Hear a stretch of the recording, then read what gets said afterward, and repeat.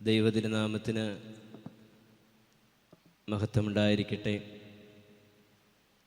കർത്താവിനാൽ ഏറ്റവും സ്നേഹിക്കപ്പെട്ടവരെ, പുനരൈക്യ പ്രസ്ഥാനത്തിൻ്റെ പ്രണേതാവായ ധന്യന്മാർ ഇവാനിയോസ് തിരുമേനിയുടെ 72ാമത് ഓർമ്മപ്പെരുന്നാൾ ആഘോഷിക്കുവാനായി നാം ഒരുങ്ങിക്കൊണ്ടിരിക്കുകയാണല്ലോ. പ്രത്യേകമായ പ്രാർത്ഥനകളും ജാഗരണവും നോമ്പും ഭാഗ്യങ്ങളുടെ കലവറയായ ഖബറിങ്കിലേക്കുള്ള തീർത്ഥാടന പദയാത്രയുമൊക്കെയായി ഈ തിരുനാളിൽ സംബന്ധിക്കുവാനായി നമ്മളെ തന്നെ ഒരുക്കിക്കൊണ്ടിരിക്കുകയാണ്. ഏവർക്കും ഓർമ്മപ്പെരുന്നാളിൻ്റെ ഹൃദയം നിറഞ്ഞ ആശംസകളും പ്രാർത്ഥനാ മംഗളങ്ങളും സ്നേഹപൂർവ്വം നേരുന്നു. ദൈവഹിതത്തിൻ്റെ നേർവഴികൾ അറിഞ്ഞ് ആ തിരിച്ചറിവിലൂടെ സത്യത്തെ പുൽകുവാൻ സധൈര്യം ആത്മസമർപ്പണം ചെയ്ത ആത്മീയ ആചാര്യനാണല്ലോ ധന്യന്മാർ ഇവാനിയോസ് തിരുമേനി.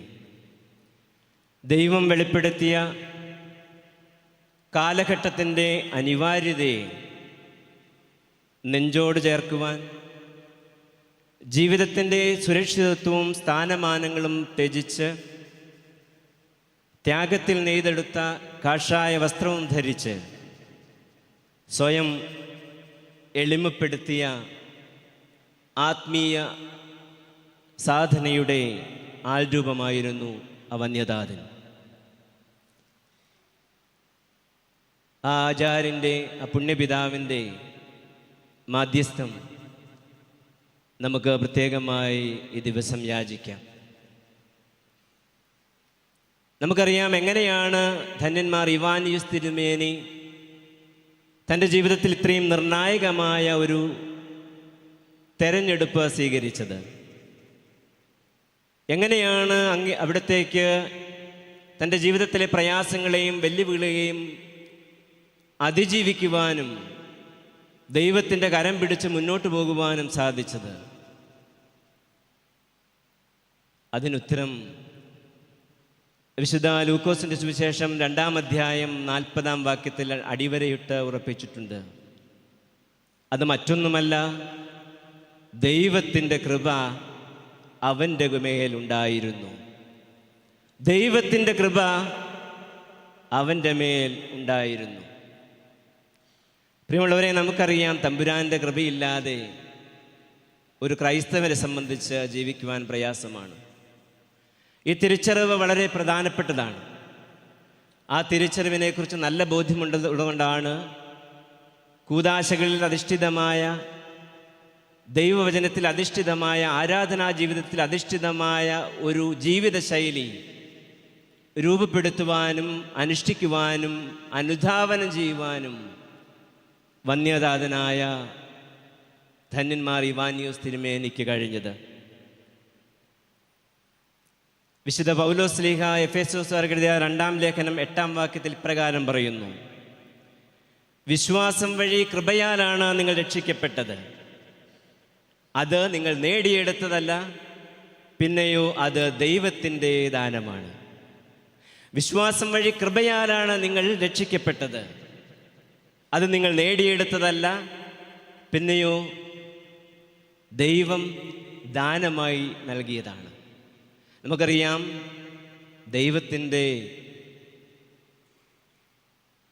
സമ്മാനമാണ്, ഔദാര്യമാണ് കൃപ എന്ന് നമുക്ക് പറയാറുണ്ട്. കൃപയെക്കുറിച്ച് താത്വികമായ പഠനങ്ങളോ ദൈവശാസ്ത്ര വീക്ഷണങ്ങൾക്കൊക്കെ പുറത്ത് നമ്മുടെ ജീവിതവുമായി ബന്ധപ്പെട്ട് ദൈവകൃപയെ നാം എങ്ങനെ മനസ്സിലാക്കുന്നു എന്നനുസരിച്ചിരിക്കും.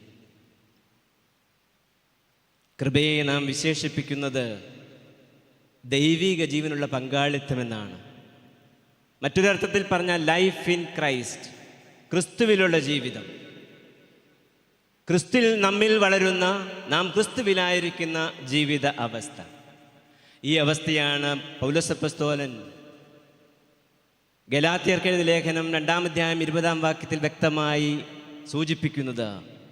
ഇനിമേലും ഞാനല്ല, പിന്നെയോ ക്രിസ്തു നിന്നിൽ ജീവിക്കുന്നു.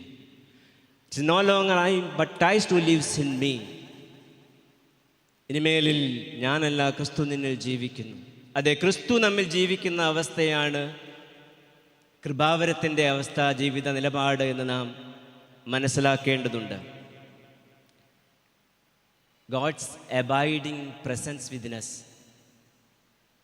നമ്മുടെ ഓരോരുത്തരുടെയും ഉള്ളിലുള്ള ദൈവിക സാന്നിധ്യത്തെയാണ് സാധാരണയായി ദൈവശാസ്ത്ര വീക്ഷണങ്ങൾക്കൊക്കെ അപ്പുറത്ത് കൃപ എന്നതുകൊണ്ട് നാം മനസ്സിലാക്കുന്നത്.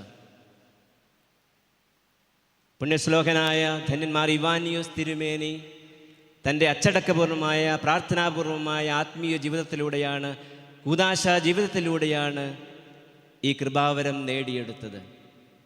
ഈ തിരിച്ചറിവാണ് ആ വന്യതാതനെ തൻ്റെ ഇടത്തോടുകൂടി വെല്ലുവിളികളെ നേരിടുവാനും മുന്നോട്ട് പോകുവാനും പ്രേരിപ്പിച്ചത്. മുണ്ടൻമലയിലെ 400 ഏക്കർ സ്ഥലം ഉപേക്ഷിക്കുവാനും, സെറാംപൂർ യൂണിവേഴ്സിറ്റിയിലെ പ്രൊഫസർഷിപ്പ് ഉപേക്ഷിക്കുവാനും, MD സെമിനറിയിലെ പ്രിൻസിപ്പൽ സ്ഥാനം തൃണവൽക്കരിക്കുവാനും ഒക്കെ ആ ആചാര്യനെ ബലപ്പെടുത്തിയത് മറ്റൊന്നുമല്ല, ദൈവം ഔദാര്യപൂർവ്വം നൽകിയ കൃപാവരമാണ്. ആ കൃപയുടെ ശക്തിയാണ് തൻ്റെ ഇടത്തോടുകൂടി, ധൈര്യത്തോടുകൂടി പ്രതിസന്ധികളെ, വെല്ലുവിളികളെ നേരിടുവാനും മുന്നോട്ട് പോകുവാനും ആ താപസ ശ്രേഷ്ഠനെ ബലപ്പെടുത്തിയത്. പ്രിയമുള്ളവരെ, ഒരു ചരിത്ര പുരുഷൻ എന്നതിനപ്പുറത്ത് ആ വന്യതാതൻ്റെ ജീവിത ദർശനവും ജീവിത മാതൃകയും മറ്റെന്നതിനേക്കാൾ ഏറെ ഇന്ന് അനിവാര്യമായൊരു സാഹചര്യത്തിലാണ് ഞാനും നിങ്ങളും നമ്മളുമൊക്കെ ജീവിക്കുന്നത്. പൗരോഹിത്യ ജീവിതവും സമർപ്പിത ജീവിതവും വിശ്വാസ ജീവിതവും കുടുംബജീവിതവും ഒക്കെ ഒരുപാട് ചോദ്യം ചെയ്യപ്പെടുന്ന, വെല്ലുവിളികൾ നേരിടുന്ന ഒരു കാലഘട്ടത്തിലാണ് നമ്മളൊക്കെ ജീവിക്കുക. ഇന്ന് ഈ പ്രത്യേകമായ സാഹചര്യത്തിൽ മറ്റെന്നത്തെക്കാളും ഏറെ പ്രാധാന്യത്തോടുകൂടി ആ ആചാര്യൻ്റെ ജീവിതത്തെ കാണുവാനും ആ ജീവിതത്തെ നമ്മുടെ ജീവിതവുമായി ബന്ധപ്പെടുത്തി കൂടുതൽ തമ്പുരാനോട് അടുക്കുവാനും നാം തയ്യാറാകേണ്ടതുണ്ട്. ദൈവകൃപയാണ് ആ പുണ്യശ്രേഷ്ഠനെ ദൈവസമ്പാദനമെന്ന വലിയ കാഴ്ചപ്പാടിലേക്ക് നയിച്ചത്. ഞാൻ സൂചിപ്പിച്ചു, മറ്റെന്നത്തെക്കാളുമേറെ നമ്മുടെയൊക്കെ ജീവിതം, വ്യക്തിജീവിതവും കുടുംബജീവിതവും ഒക്കെ ചോദ്യം ചെയ്യപ്പെടുന്ന കാലഘട്ടം. കൃപാപൂരിതമായ ജീവിതം, കൃപ നിറഞ്ഞ ജീവിതം, അതിൻ്റെ അനിവാര്യതയെക്കുറിച്ച് പ്രിയമുള്ളവരെ നാം ഓരോരുത്തരും ബോധ്യമുള്ളവരായിരിക്കുന്നു. ഈ തിരുനാൾ ആഘോഷിക്കുമ്പോൾ നമുക്ക് വിചിന്തനം ചെയ്യാം, ഞാൻ എവിടെയാണ്, എൻ്റെ ജീവിതത്തെ വിശകലനം ചെയ്യുവാനുള്ള സമയമാണ്. ദൈവകൃപ ചോദിച്ചു വാങ്ങുവാൻ, ഒരാത്മീയ ജീവിതം, കൂദാശ അധിഷ്ഠിതമായ, ദൈവവചന അധിഷ്ഠിതമായ ഒരു ആത്മീയ ജീവിതം രൂപപ്പെടുത്തുവാൻ നമുക്ക് നമ്മളെ തന്നെ സജ്ജരാക്കാം. മാറിവാനിയോസ് തിരുമേനിയെപ്പോലെ പരിശുദ്ധ അമ്മയുടെ മാർഗം കൈപിടിച്ചുകൊണ്ട് ആ അമ്മയെപ്പോലെ ദൈവഹിതത്തിന് പൂർണ്ണമായി വിട്ടുകൊടുക്കുവാൻ, വിശുദ്ധ യോസേപ്പ് പിതാവിനെ പോലെ തമ്പുരാൻ്റെ സ്വരത്തിന് കാതോർക്കുവാൻ നമുക്കും പരിശ്രമിക്കാം. ക്രിസ്തുവിൻ്റെ ശൈലിയിൽ ചരിത്രത്തിലൂടെ നടക്കുവാനുള്ള നിയോഗം നാം ഇപ്പോൾ ഏറ്റെടുക്കേണ്ടിയിരിക്കുന്നു. കൃപാപൂരിത ജീവിതം ഒരുപാട് കാര്യങ്ങൾ നമ്മിൽ നിന്നും ഡിമാൻഡ് ചെയ്യുന്നുണ്ടെന്ന് നമുക്കറിയാം. വഴി മാറി നടക്കുവാനുള്ള നിയോഗമാണത്. നിസ്സാര കാര്യങ്ങൾക്ക് വേണ്ടി പൗരോഹിത്യത്തെ ഉപേക്ഷിക്കുന്ന, സമർപ്പിത ജീവിതത്തെ ഉപേക്ഷിക്കുന്ന, വിവാഹമോചനം നേടുന്ന, ജീവിതം അവസാനിപ്പിക്കുവാൻ മടിക്കാത്ത ഒരുപാട് പേരുള്ള ഒരു ജീവിത ചുറ്റുപാടിലാണ് നാം ഒക്കെ. മറ്റെന്നത്തെക്കാളും ഏറെ തമ്പുരാൻ്റെ കൃപ നമ്മുടെ ജീവിതത്തിൽ അനിവാര്യമാണ്, ആവശ്യമാണെന്ന തിരിച്ചറിവ്. ഈ തിരിച്ചറിവ് വളരെ പ്രധാനപ്പെട്ടതാണ്. എന്ന് ഈ തിരിച്ചറിവ് നമുക്ക് നഷ്ടമാകുന്നുവോ അന്ന് നമ്മുടെ ജീവിതം വഴിമുട്ടും. എമ്മാവൂസിലേക്ക് പോയ ശിഷ്യന്മാരെ പോലെ ജീവിതം ക്ലേശകരമാകും. അവർ തർക്കിക്കുകയായിരുന്നു, മ്ലാനവതരായിരുന്നു. എവിടെ നമ്മുടെ ശിഷ്യത്വം തളരുന്നുവോ അവിടെ പത്രോസിനെ പോലെ ദൂരെ മാറി നാം അവനെ അനുധാവനം ചെയ്യാൻ നിർബന്ധിതരാകും. ഒരു പരിചാരികയുടെ മുമ്പിൽ പോലും തൻ്റെ ഐഡൻറ്റിറ്റി, തൻ്റെ സ്വത്വം നിഷേധിക്കുവാൻ നമ്മളും നിർബന്ധിതരാകും.